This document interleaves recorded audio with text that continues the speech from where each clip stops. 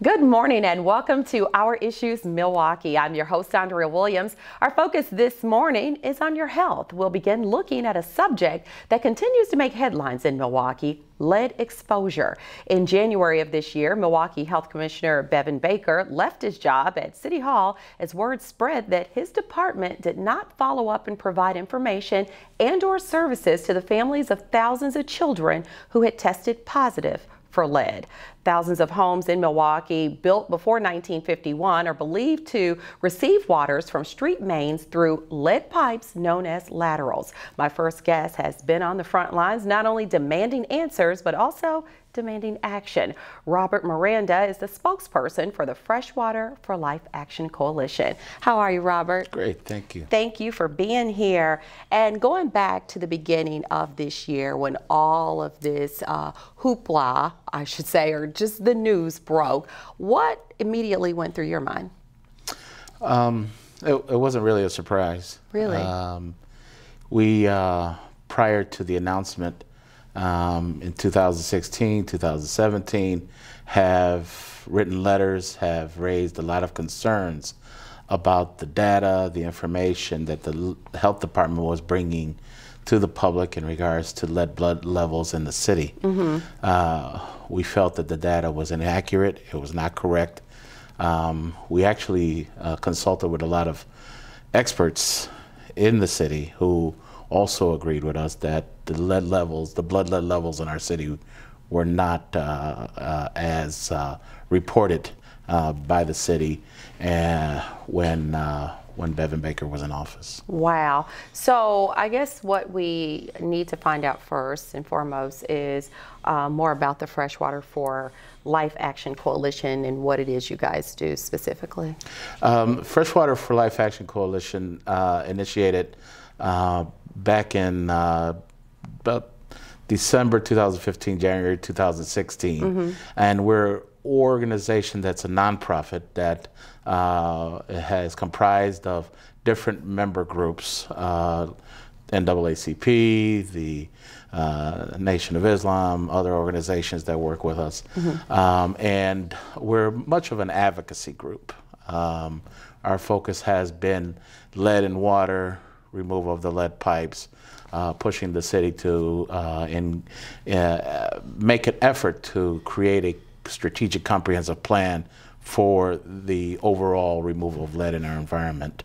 Yeah, so what I think a lot of people realize is that we'll see headlines and then we'll hear the news stories and then we won't hear anything, and then the headlines pop back up. So, you know, you don't hear a whole lot about what's really taken place. And you guys obviously are all over this and you're on top of everything that takes place. So with recent findings about the Childhood Lead Poison Prevention Program, you guys took those findings to the Milwaukee County District Attorney. Bring us up to date on that. Sure. The findings also wasn't a surprise. We kind of figured that they were going to find some juicy stuff because it's been a few years of lack of transparency in government in regards to finding out much of what's going on with our lead program.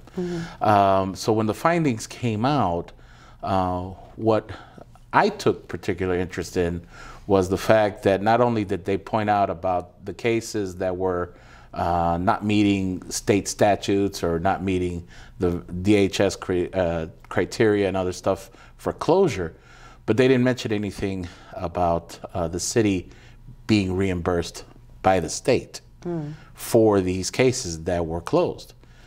We thought, well, wait a minute, if these cases are violating state statutes and are not being closed according to mandates of law, then isn't that official falsification of government documents being submitted for reimbursements?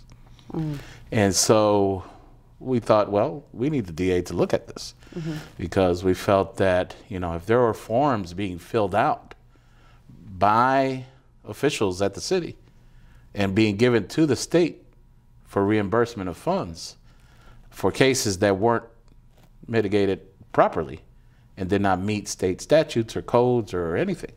We felt that, okay, well, where did the money go? And how much did we get for these cases that were not closed properly? Wow. So speaking of the state, you got the Wisconsin Department of Health Services that released a report. Right. And they've given the Milwaukee Health Department until June 30th to submit a plan of correction that meets statutory requirements. Talk about what was in that particular report. Well, the report really gave a stark view of things that were going on. Just oversight was lacking. There was samples of caseloads that they picked that showed that a lot of the work that was needing to be done, for example, whenever there's a home in the city that had high lead blood levels, the health department not only notifies them via the letters that we heard before, but they then have to proceed with following up and going to those homes. And the things they have to do is they have to check paint, soil, dust. But what we found was they never tested water. The city never looked at the water as a possible source. So the data that we say is missing from the equation of lead poisoning in our city is water. Wow. So for us, when the mayor says that lead poisoning is exclusively a lead paint issue, we say, well, he's speaking from both sides of his face, because he can't conclusively say that without the lead water data. Makes a lot of sense. So you guys actually were calling for the resignation of the mayor at one point. Talk about that. Well, our group didn't actually call for the resignation. There was a press conference that we had, and the original Black Panthers showed up. Oh, okay, And so when they came in, they actually were making the call. But what we said was that when the findings come back from these audits, the Housing and Urban Development, the DHS, the LRB, there's so many different audits, then we will take a look at if, in fact, we will support the idea that this mayor must resign. Okay, thank you for clarifying that. Yes. So speaking of, HUD has released some information, right? Yes, they did. They released a couple of days ago this letter that really gave credence to what we were saying in the past few months. And basically what they were saying was that the city of Milwaukee still has not mobilizing the way it should to deal with this crisis. We've always said that the city's lack of planning, the city's lack of urgency, the city's nonchalant attitude towards this crisis is hurting families, it's poisoning families, and it's particularly damaging to our children. Yeah. And so the HUD letter came out and said they're very disappointed at the fact that the city of Milwaukee has not taken the kind of actions that warrant a serious remediation of this issue. And we agree, because we don't see it. We've passed several resolutions recently, but the city hasn't even enacted them. And some of those resolutions call for major marketing of the information needed so that families can understand what they have to do to protect themselves and the precautions they need to take in order to protect themselves. There's been some mailings from the water department, but you know, one mailing is not enough. We have to be consistent. Yeah, and I have heard some messaging from organizations like the Hunger Task Force and other organizations that work closely with yours in trying to get that information out so people do better understand what they're dealing with, what they can do to kind of be a step ahead of this problem. And thank God for these organizations coming forward to help supply that information to the community. Yeah, I agree with you.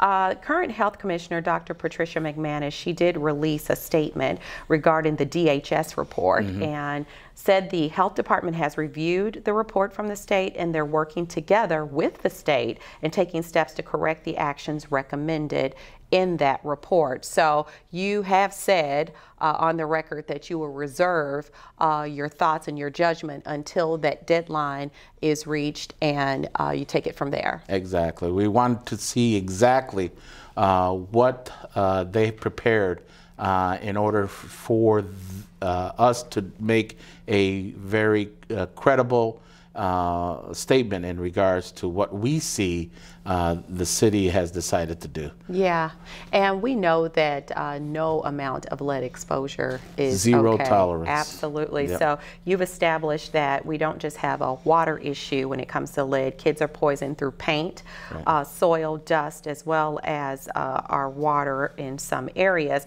So it's hard to talk about this situation and not bring up Flint, Michigan. I mean, obviously, you have 100,000 residents there that were exposed to high levels of lead in their drinking water. We've seen the made-for-TV movies, and it really drove home how serious this can be. Sure. And residents there are still told to use bottled or filtered water, which until those pipes are replaced, which might be until 2020. But I just wanted to know, in your opinion, if you're going to compare Flint, Michigan to Milwaukee when it comes to the water situation, what's your opinion?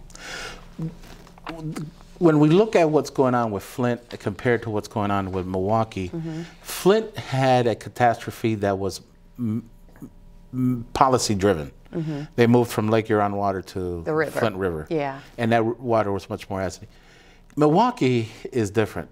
Even though we have issues with the pipes and we have leaching going on by the flaking that's going on, and we have the same corrosion control stuff that Flint was using before they switched over. Ours is a little bit more of a scientific fight. Ours is a little bit more of a community coming out and understanding the science, working with experts in science who understand the issue, and bringing up the fact that even though we have this corrosion control, it's not corrosion stop. And flaking of these lead pipes, you got to understand, these pipes should be removed almost every 60 to 70 years. A lot of these pipes have been there for at least 120, 130 years. Wow. And so the minerals that are built up decades upon decades, gravity sometimes tells it to fall off. Sometimes disturbances from construction makes all that stuff fall off. And so when all that stuff starts falling off, you have lead pipes now without any corrosion control protection. And you have minerals that have become particulate matter that have, like tofu, taken on the chemistry of lead and are now part of the water system. Wow. And so this particulate matter is what is poisoning our community. Wow. Thank you so much for sharing all of that. And I did want to mention that there are some things that have been put in place. There is a lead hotline number. We'll put that up on the screen, 286-8800. And then, of course, families are able to visit walk-in clinics around the city so children can be tested. And then there's the free water filters that have been given to residents. So all these things are helpful. But like you said, it's control and not the solved problem for what we're looking at. So as we wrap up, I just wanted to know if there's anything else that you wanted to share with our viewing audience today. Well, just to really quickly follow up on what you said, zero tolerance.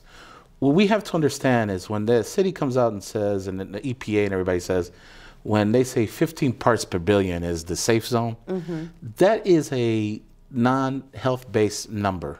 That's not scientifically proven. That's just a number that utilities came out from and pulled from the air. You know, it's zero. And so 15 parts per billion is not backed by science. Okay, and so where would someone go for more information on your organization? Do they call a number? You got a website? Sure. They can Google us, Freshwater for Life Action Coalition. There are all kinds of ways to get in touch with us. They could call me at 414-469-4182, or they can email me at rmiranda@wi.rr.com. Well, Robert, thank you so much for coming by. Really appreciate all of your time and really bringing us up to date on everything that's going on with this very important issue. Well, thank you for inviting me, Ms. It Williams. has been a pleasure. Robert Miranda is the spokesperson for the Freshwater for Life Action Coalition. When we return to Our Issues Milwaukee, we'll meet a registered nurse who will provide information on how to eat healthy to avoid lead absorption, and she'll tell us about a few services that you can take advantage of at Milwaukee Health Services Incorporated. We'll do that right after this.